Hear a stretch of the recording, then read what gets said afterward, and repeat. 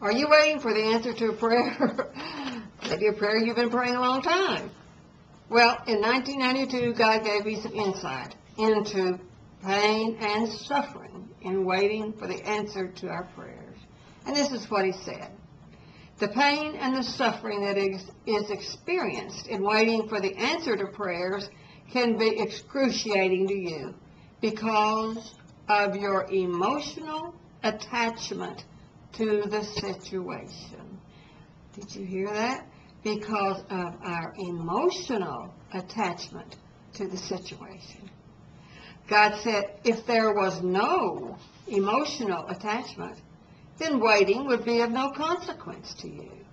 But without some emotional attachment to that situation, you really wouldn't have the impetus to pray effectively and fervently.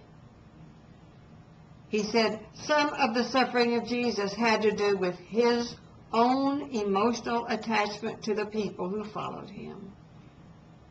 He did not want them hurt emotionally or physically. He struggled so much and suffered so much because of having to leave his friends and followers, and he sweated blood when he fully knew what his final mission was. He struggled against the cross, but he also suffered and struggled against having to leave his friends temporarily without comfort. God said, I told you that the glory of answered prayer is always worth the emotional suffering in every situation.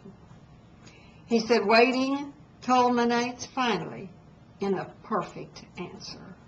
Therefore, it is worth the waiting, even though the waiting is painful to your emotions.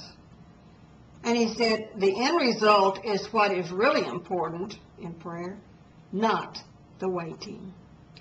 He said, your impatience makes the waiting more important, actually, than the answer to the prayer in your own mind. And it should not be so. I hope these words will comfort you to know that the perfect answer to your prayer is in the future. And if there is suffering right now in you, it's because of an emotional attachment you have to the situation. God says the answer to his prayers are yes and amen.